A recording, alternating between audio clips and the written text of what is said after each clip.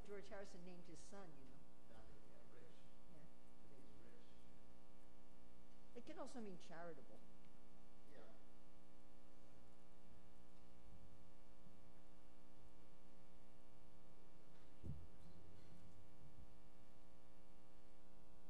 Right. No, a lot is better.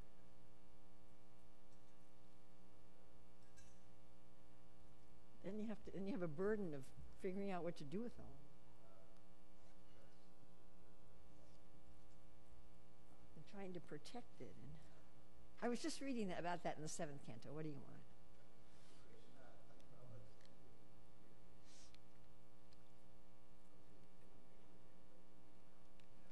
Yep.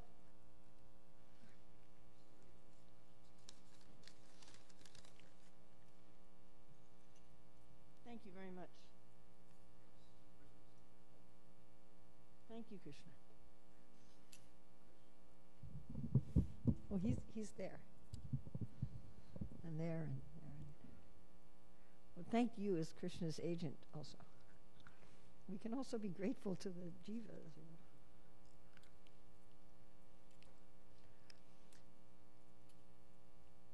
Jaya Radha Madhava Kunja Vihari.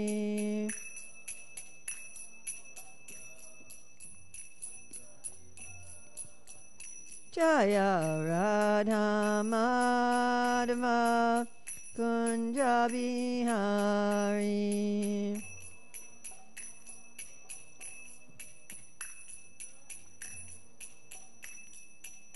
Gopi Jana Vallabha Girivaradari.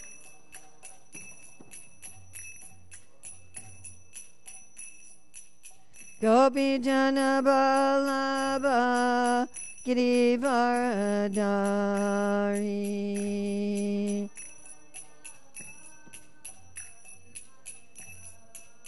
Yasodanandana Braja Janaranjana.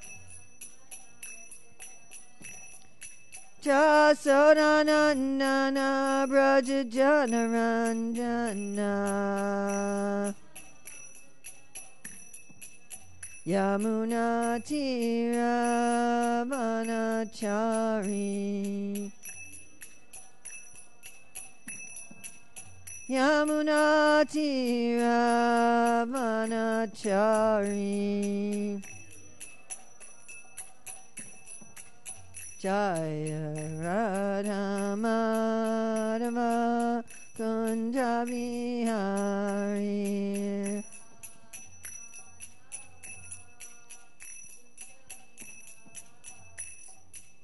Gopi Jana Vallabha Girivaradari.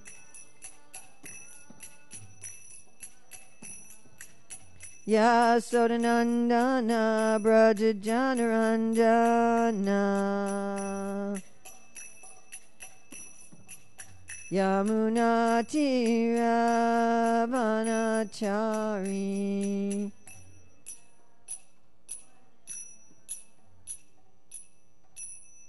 Jayam Vishnupad, Paramahamsa Parivrajacharya, Asatara Satyashri Srimad, His Divine Grace A.C. Bhaktivedanta Swami Maharaj Prabhupada Ki Jai.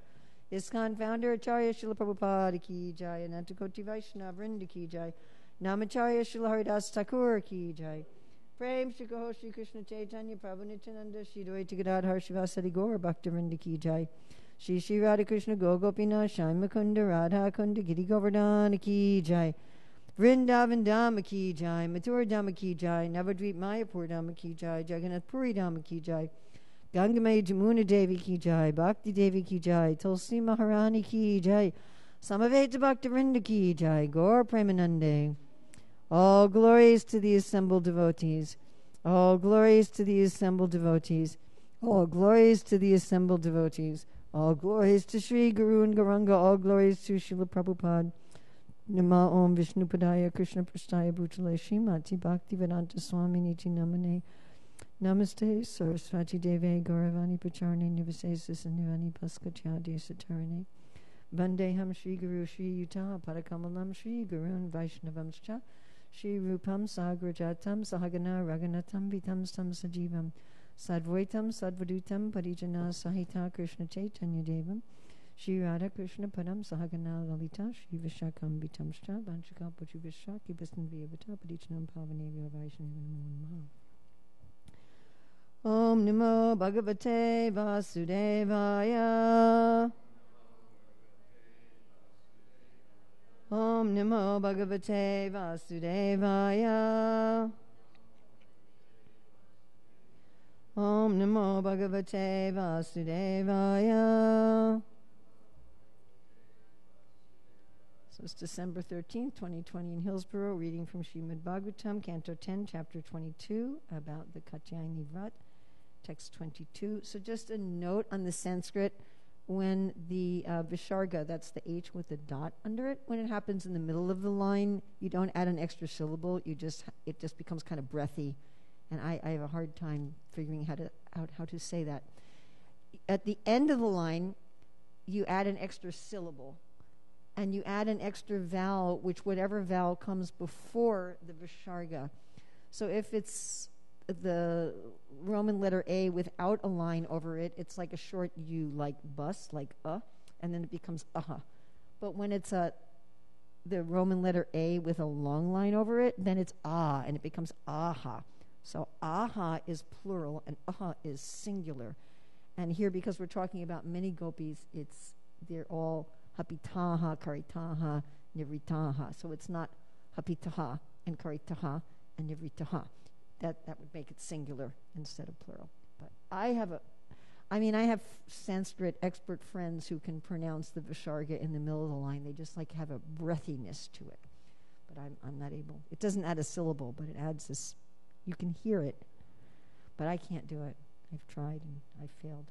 I've also tried for the meter for this verse. I spent about 10 minutes yesterday working on the meter of this verse.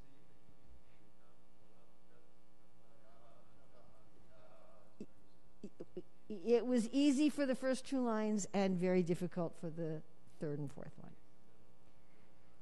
Yeah. Because I was really struggling with when you have the Y like that, it goes to the next word. And as soon as I did that, the syllabication went off. So, I tried and tried and tried. So this is not going to be very good. A New Yorker trying to say Sanskrit. Tridam palabdas chapaya chahabitaha. Prasto bita kridanavach chakrikaritaha. Vastrani chaipa. This is what was killing me. Vastrani chaiva paditan yatapyan. It doesn't work. I can't get it to work. Unless I have to just say the Y is like it's an E, which is not really the right way to do it. So I'm just going to do that. Vastrani chaiva paditani atapiyamun.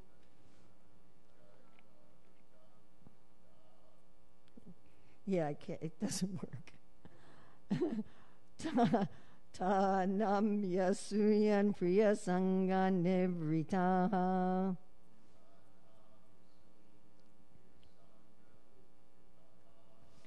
So have at it. Good thing going back to Godhead doesn't depend on proper Sanskrit pronunciation.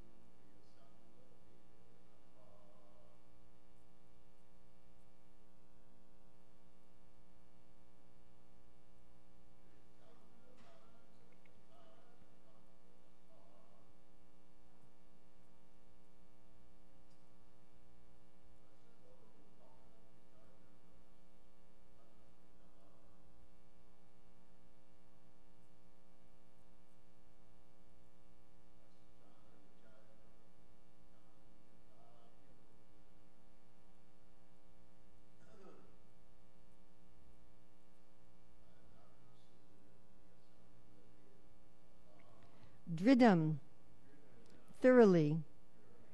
Palabdaha, cheated.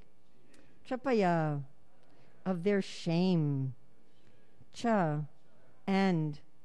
Hapitaha, deprived.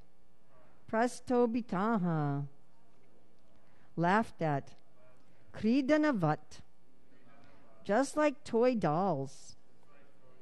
Cha, and. Kaditaha, made to act. Vastrani, their clothing.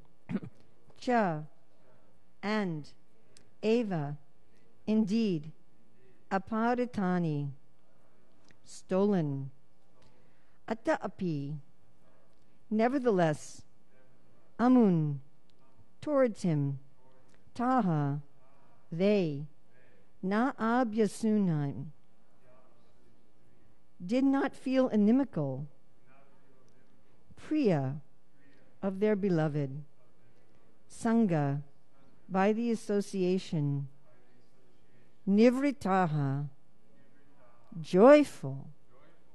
Translation: although the gopis had been thoroughly cheated, deprived of their modesty, ridiculed, and made to act just like toy dolls, and although their clothing had been stolen, they did not feel at all inimical towards Sri Krishna.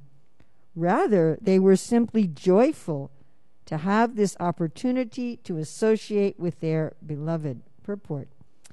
Srila Prabhupada comments, this attitude of the gopis is described by Lord Chaitanya Mahaprabhu when he prays, "My dear Lord Krishna, you may embrace me or trample me under your feet, or you may make me broken-hearted by never being present before me. Whatever you like you can do, because you have complete freedom to act. But in spite of all your dealings, you are my Lord eternally, and I have no other worshipful object." This is the attitude of the gopis towards Krishna. So I wanted to look at Sanatana Goswami's commentary. O king, see the greatness of their prema. Or speaking of Krishna's ability to bewilder, Sukadev speaks to the girls as if he has some hatred for the Lord. He made them act like puppets because they were happy to associate with him, or they became happy along with him. And going to Jiva Goswami. How he spoke to them is described. He treated them like dolls. They became blissful by his association, or rather, they became blissful even in his association. Ah, see the glory of deep prema. So, the most enjoyable thing for anyone is love. And even though in this world we are cheated in our love over and over and over and over, whether it's love for parents, for children, for brothers and sisters, for friends, for romantic partners, for spouses, for animals, for country, for whatever, we're cheated over and over and over and over again. We still all believe in love and want love, isn't it? Because it's the most enjoyable thing. So you see, I'm sure we all know of people who've been married like 5, 6, 7 times. Right? Why? Because that we want love. No matter how much we're hurt, how much we've been through, right? We want love. And it's really telling. This was something that my daughter Champakalata said to me some time ago, and it really struck me. There's a presentation I have on Krishna's returning to Ras Leela and the different kinds of loving reciprocation. The gopis name 3 types of relationships. Krishna expands that into 9. And he ends up saying, Naparyeham, I cannot repay you. Let your own service, let your own love be its reward. And what does that mean? And Champaka and I were talking about this maybe a couple years ago. That lust is when I'm loving someone because I want something from them.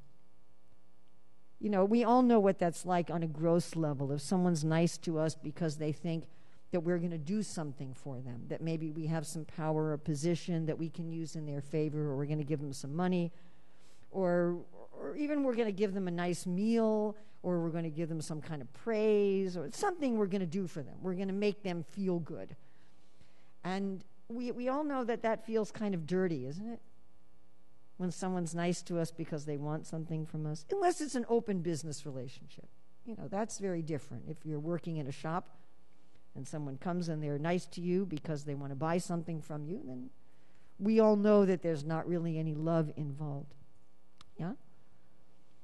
But we tend to do this to others, even though it feels dirty when it's done to us, that we deal with people because we want something from them.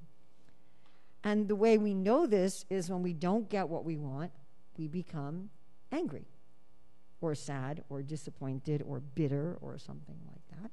And we see this even in the Hare Krishna movement, that people will, they'll dedicate their youthful years to the movement, and they'll do this and do that. And then when they don't get treated the way they expected to get treated, they become very bitter and very critical. Yes, we've seen this. And we see it between devotees. We see it between disciples and guru. Yeah, right? I've seen it. I've seen it with some of your disciples here. That, people deal with, not anyone who's here right now. In the past, I lived here a long time ago. That's truthful. I'm not just saying that. So we see that people, they'll say, oh, Gurudev, oh, Gurudev, oh, Gurudev. And when the guru doesn't treat them emotionally the way they want, then after a while they hate the guru. Yes, right? Isn't it? You didn't give me what I wanted. Yeah? So it's interesting that although we really dislike people dealing with us that way, we still deal with others that way. So that's the nature of lust that masquerades as love. But even then, we all want real love, and real love is happy with loving. Real love means that what you're satisfied with is your feeling of love and your feeling of giving. And the other person's reciprocation or lack of it, or their kind of reciprocation, is irrelevant. It's just irrelevant. Now, we all do that sometimes in this world. Just like I was brought up in Judaism, and I was taught from the Bible that when you give in charity, your right hand or your left hand shouldn't know what your right hand is doing. I forget which hand isn't supposed to know what the other hand is doing, but one of the hands isn't supposed to know what the other hand is doing. And Jesus talks about this. He says, don't advertise your piety. So many times when we give in charity, like right now at Christmas time, all these charities are pushing, right, on social media. I keep seeing advertisements for different charities. And generally, the recipients of the charity don't know that you gave to them, right? Isn't it? Right? If you're giving to some poor child in Yemen who's starving, or you're providing for somebody's, dental surgery in Somalia or something, that person doesn't know who the donor is. You're not getting something back from that person. What are you getting? You're just getting the feeling inside of, wow, I did something to help somebody else. And that feeling that's inside is sufficient. So we have a little glimpse of that even in this world. And real love is like that. Real love is that the happiness that I've given somebody else is sufficient. Whether they acknowledge it or how they acknowledge it or what, it's irrelevant. I'm satisfied with my own love. And Krishna feels like that toward the jivas. It's not just that the jivas feel like that towards Krishna. Krishna feels like that toward the jivas. Suridam sarvabhutanam. He's everybody's best friend. And a lot of us don't treat him very nicely. Isn't that a fact? I don't know about all of you, but I don't treat Krishna very nicely, or I wouldn't be in the material world with a material body. I'm often unaware of his presence and often ungrateful for his presence. I'm just like dull-brained. That he's the air and he's the light and he's that, and I'm just like going on with my life. Oh yeah, I'm doing this. And he's showering me with gifts constantly, and showering me with love, and I'm just kind of dull, like a stone or something. What to speak of people who are actually inimical to Krishna? I'm sure I've spent many lifetimes being inimical to Krishna. And Krishna still loves the living entity. He's satisfied with his love toward them. In fact, the only reason that we exist is that Krishna is so happy with love that he just wants to share it. And so he expands. As Swamsam Vibhinansa, he expands just so he can share this joy and this love. Just like you're talking about getting a lot of money. What would you do with it? You would share it. Isn't it? Isn't that what we would do if we all had a lot of money, if we were as rich as Bezos? Please, I don't want to be as rich as Bezos. But if we were as rich as, what would we do? You know, we would share it. We would do massive prasadam distribution and temples and book publishing and kirtans and festivals. Isn't it? Right? Or when a Purva makes a nice prep, he wants as many people as possible to taste it.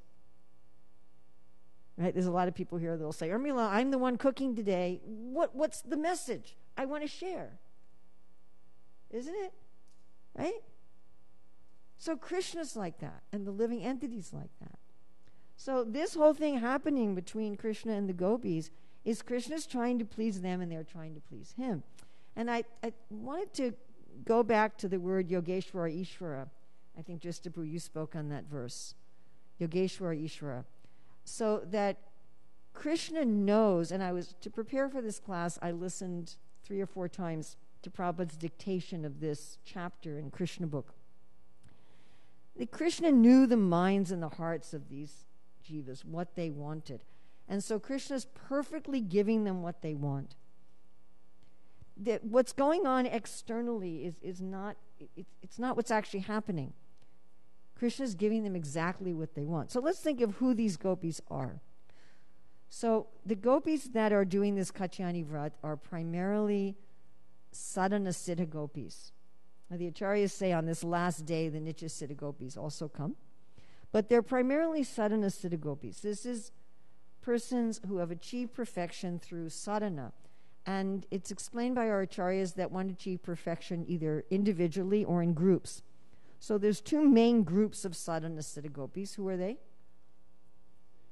The sages that met Ram in the forest of Namasharanya and the personified Vedas. So let's think about this for a minute. So a sage who meets Ram in the forest, not Namasharanya, sorry, Dandaka forest, in the Dandaka forest. So Ram personifies particularly the Dhirodatta quality, that Ram is the hero. And he's very much into dharma. And he's so into dharma that when his father makes a promise to Kaikeyi, Ram goes into exile for 14 years so his father won't be a liar. He's so much into dharma that when Sita enters into the earth, I mean, his Ekpatni Vrata wasn't one wife until she dies. No, it was one wife, period. She enters into the earth and he makes a deity of her for the yagyas. He's so into dharma that if anybody is feeling critical of him, he'll sacrifice his relationship with his wife and unborn children in order to be the perfect king. This is his mood of dharma. So the sages are seeing Ram, and they have this interest, they have this awakening of a desire for a romantic relationship with Ram. What he offers to them is to have that relationship with Krishna, but Krishna in Vrindavan, not Krishna in Dwarka. Not as queens, not as married Swakiya Bhav. Think about their personified Vedas. They literally are the personification of Dharma. You know, we've talked a lot about how, and Mars has talked a lot about how these young girls were brought up in a culture where girls would not walk around immodestly dressed, what to speak of naked in front of a boy. But it's not just that culture. We're looking at, you know, you're a personified Veda for like millions or billions of years, that you have that role. You know, you are the Shastra. Interesting, huh? You actually are the Shastra as a person. So they're very into Dharma. At the same time, they have a desire for a conjugal relationship with Krishna in Vrindavan. Like Rupa Goswami explains that if you have a desire for Shringara Ras or conjugal Ras or Madhurya Bhav with Krishna, but it's not specific, you become a queen in Dwarka. Yes? right? Nectar devotion. You go the married, the dharmic. You'll have a dharmic relationship with God as his bride. So like the Christian mystics that talk about Madhurya Bhav, I've only read where they talk about it in that sense, as being the spouse of the Lord, as being the wife of God, being married to God. But the gopis' relationship with Krishna is very, very different. In fact, Krishna, the original form of God, is very different. He's not displaying godness. The King of Kings, Lord of Lords, and King of Kings, and the perfect follower of all of the rules of morality. I mean, speaking for myself, sometimes when I read these pastimes where Krishna's lying and cheating to the gopis, I've gotten upset. I mean, I remember reading one of the Goswami's literature, where Krishna says to one gopi, okay, I'll meet you over there at noon, and then he doesn't show up. It's just how he gets rid of her, and then he goes and meets with someone else. And I remember when I read about it, I actually got upset. And I'm like, I don't want to worship some God who's lying. In this world, if someone did that, I really wouldn't hang out with them. I'd say, hey, this is not somebody that I want to deal with. But this is the mood of Vrindavan. The mood of Vrindavan is not according to ordinary dharma. And think about this relationship Krishna has with the gopis. It's not even an open boyfriend-girlfriend relationship. Like right now in 2020, you can be openly in a boyfriend-girlfriend relationship, right? You can take your girlfriend out to the restaurant. You can introduce your girlfriend to your parents. You can buy your girlfriend jewelry. This is not like that. Even the unmarried gopis, it's completely closed. When Radharani's accidentally wearing a necklace that Krishna's given her, it's a scandalous thing. Nobody can know it's going on. I mean, everyone sort of kind of knows it's going on, but nobody can know it's going on. The gopis are ostensibly, most of them, married to somebody else. Or they're not married to anybody at all. And like the gopis say to Krishna when they come to the Ras Leela, we're not even your maidservants. You don't even pay us. Usually if you have a girlfriend, you give her something. You give her jewelry, you give her flowers, you give her something. Whatever Krishna gives the gopis, they have to leave in the forest. He'll make them flower ornaments. They can't wear it home. And they can't show him off. If you have a boyfriend, you want to show, this is my boyfriend. Especially if he's a really cool boyfriend. If he's like, you were talking about the gallant, right? That's the dear prasanta, the gentleman. Look at my boyfriend. He's the most handsome. He's the strongest. He's the most gentleman. They can't do that. They can't. Even these gopis were hesitant to tell each other that they were in love with Krishna. So what kind of a relationship is this? It's really a secret. It's a secret upon a secret upon a secret. And then they do things like playing dice games and drinking honey wine. I mean, it's pretty outrageous, actually. This is not the form of the Lord for those who want on reverence and godlike. Therefore, like Bhishma, he knew about the gopis, but he wanted to go to Vaikuntha. And you find that, like in South India, they know about the gopis. They glorify the gopis, but they're mostly interested in Vaikuntha. And when Gopakumar goes to Vaikuntha and he's saying, hey, Gopal, the residents of Vaikuntha say, no, don't call him Gopal. Village boy, it's not respectful. So not everyone is attracted to Krishna's intimate Leela.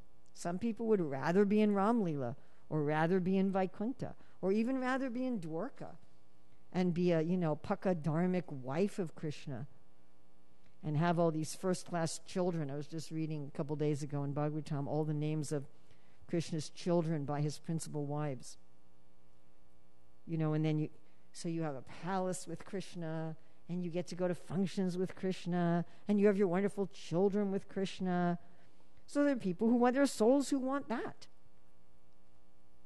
So these individuals, they're attracted to Krishna in conjugal rasa, and they're attracted to Krishna in Vrindavan in Parakiya Bhav. And as Maharaj said the other day, this is a test. Do you really want Parakiya Bhav? Are you willing to break ordinary dharma? It was hard for them, actually. You know, they're staying in the water and they're shivering. Of course, they're shivering in ecstasy. And then when they come out, they're trying to cover themselves. You know, it was hard to take that step and say, yes, we're actually going to enter into Parakiya Bhav. But that's what they wanted. And Krishna, as Yogeshwara, Ishvara, he knew, this is what you want. Let me bring you here. Because they're praying to Katyani for Krishna to be their husband. But Krishna doesn't exactly become their husband. Okay, we can say in Gopal Champu, he becomes their husband on the other side of the Yamuna. And we can say in Lalita Madhava, at least the Acharyas say that doesn't happen all the time, that not every time are the queen's expansions of the gopis. But at least sometimes it can happen that the gopis expand and become the queens in Dwarka, and they can get Krishna as their husband in that way. And they have lots of pretend weddings. They often have pretend weddings out in the forest. But it's not exactly that Krishna is going to become their husband. Like we're about to come to a verse where Krishna says, I'll be your husband next year in Kartik when they dance. But he doesn't really become their husband. He becomes their paramour. So Krishna is reciprocating with that desire for Parakiya Bhav. And our acharyas are very clear. Anyone who has a desire for conjugal rasa in Parakiya Bhav has to follow the example of the gopis. The gopis. Otherwise, you just go to Dwarka and become Krishna's queen.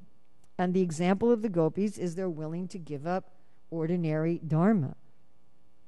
Now, this shouldn't be taken, that, okay, let's give up ordinary dharma in our life right now. Let's have all kinds of adulterous affairs and drink wine and steal and lie and cheat. Let's do that now. No. And we see that these gopis, again, they're really hesitant to take this step. Because the ultimate dharma is what pleases Krishna. Dharmantu sakshat bhagavat pranitam. This is something the gopis, as the highest example of prema bhaktas, are understanding. That the highest expression of dharma is not just the moral codes, but it's love for Krishna. And in the highest expansion of love for Krishna, it looks like it's breaking moral code. How can it be breaking moral codes if it's with the supreme absolute truth? How can Krishna be lying when he's param sattvam? He's the supreme truth. He can't be lying. It's an oxymoron. The one from whom dharma emanates, the one who is dharma, cannot be doing anything adharmic. It doesn't even make sense. The whole meaning of dharma is Krishna. The whole meaning of truth is Krishna. So it appears that he's lying. It appears that he's cheating from a mundane perspective. But he's not. He's giving them exactly what they want. They want Krishna as Dhira Lalita and a little bit of Dhira Datta. They don't just want Dhira Datta and Dhira Prasanta. They want all four. They want Krishna as the bad boy, Dhira Datta. And as the joking boy, Dhira Lalita, who steals their clothes. Oh, you want to marry me? Okay. Come out naked. No. We're your servants. We're your servants. Don't treat us like this. Well, if you're my servants, then I'm telling you, come out naked. Then you have to do it. Oh. Okay. And then they do it and they're like, oh, Krishna's accepted me. They're just so happy. They don't feel that they've been cheated. They don't feel like that at all. They feel like they got exactly what they wanted. Yogeshwara Ishvara, oh, he knew my heart. He gave me exactly what I wanted. I mean, the paraki above by nature is full of apparent cheating and lies and subterfuge. Isn't it? Isn't that kind of the nature of the relationship? The swakya is not like that. The married relationship is not like that. But this relationship is. And if that's not what you want, then that's not what you want. Krishna is going to give the jiva what they want. You know, even in Vrindavan, not everybody wants that. Some jivas want to be cowherd boys. Some jivas want to be, you know, in parental mood. Some jivas want to be cows. Some jivas want to be trees. It's not that everybody wants to be one of the gopis in Paraki above. And Krishna gives everybody what they want. But if this is what they want, this kind of relationship, this kind of taste, so Krishna is giving them that. Why? Because he wants them to be happy. You know, like has been said many times in class, you know, in the ordinary life, if somebody did this, it would be abusive to say treated you like a doll. But again, even in this world, don't romantic partners speak to each other in this way? Like, it always strikes me, people call their beloved baby. You know, it's so weird. It's so weird. And it's not just men with women with men. The women will call their beloved men, hey, baby. I'm like, baby? Why are you calling him a baby? You know, and to say for a man to say to a woman, oh boy, you're a doll. It's a term of endearment. I mean, if you think about it, it's like, what? But it's a term of endearment. I mean, I remember my mother was always into Broadway musicals, and one of them was called Guys and Dolls. I don't remember what it was about, don't ask me. But these are terms of endearment. So the gopis aren't thinking, oh, he's using us like some kind of object for his sense gratification. No. Krishna is testing them. Is this what you want? You said husband, but, you know, do you want husband? Or do you want paraki above? It's what you want. It's what you're saying you want. Do you want it? Because if that's what you want, then I'll give that to you in full. And the gopis are thinking, we want to give Krishna what he wants. And Krishna's thinking, I want to give the gopis what they want. That's all that it's about. And each is full of this love. Krishna is so happy and pleased to see that these jivas who did their sadhana for millions and billions of years to enter into this relationship with him, when he offers it to him, they want it. You know, that doesn't always happen. There's this story explained in the Chaitanya Bhagavat when Mahaprabhu is giving everyone benedictions. Yes, and there's a story where he doesn't want to see Mukunda, because he says sometimes you associate with impersonalists. And then he says, Mukunda can see me after 10 million births. And Mukunda starts dancing, and then Mahaprabhu says, okay, bring him in right now. Then there's this conversation between Mukunda and Chaitanya Mahaprabhu, where Mukunda is saying, seeing you is not the point, serving you is the point. And Mukunda gives all these examples of persons who saw the Lord, like different demons who saw the Lord but didn't serve the Lord. And then Lord Chaitanya tells this incredible story. He says, there was this man who, for I think it was lifetimes, was doing austerities. I want to see God, I want to see God, I want to see God, I want to see God, I want to see God. And he becomes a washerman in Mathura. And Krishna and Balaram come in front of him. Here we are. Now service. Now love. Give us the clothes. I'm not going to give you the clothes. They're for Kamsa. I have experience of people taking the king's clothes and getting arrested. You wonder what his experience was. But anyway, so he says that, and Krishna just went, cut off his head. Because he was saying, I want God, I want God, I want God, I want. Here I am. No, I don't want you. So this is a test. I want to love you in Vrindavan as one of your romantic partners. Okay. Is that what you want? And so they're very happy. Everyone here is just overflowing with the joy of pleasing their beloved and getting their ultimate desires. And that's what we're really looking for. That's when we serve our country, when we serve a company, when we serve somebody in our family, whatever. We're looking for this. We're looking for this satisfaction. And this is the highest level of that satisfaction. So, questions, comments? Yes.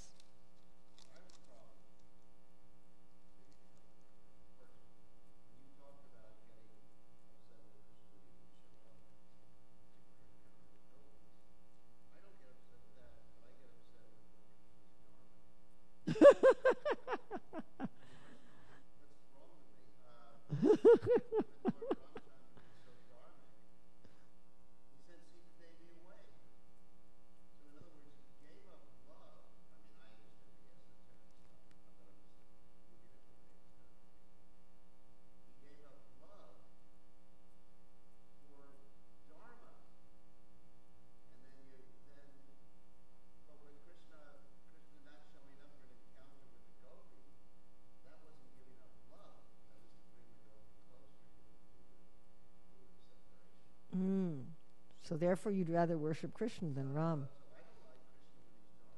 Well, therefore you'll probably go to Vrindavan and not Ayodhya. Well, there you go.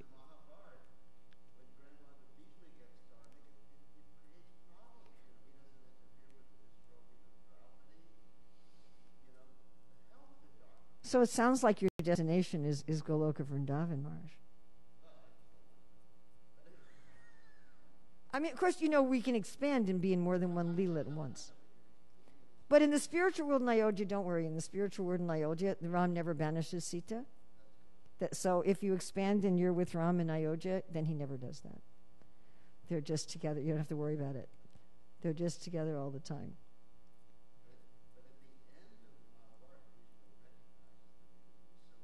To Dharma, yeah. It was a hindrance. Yes. That's the lower Dharma and the higher Dharma. It's like, where did the lower Dharma come from? It comes from God. So if God himself is saying, do something that normally we don't do, and if you say, well, I have to do what you normally tell me to do, then you're more attached to the rule, and you're more attached, honestly, to your ego of being a good person than you are attached to God. But there are worshipers of the Lord who are so happy that the Lord is going to uphold Dharma in all circumstances. That's the mood that they have. And they're thinking, all glories to my Lord who's willing to sacrifice his love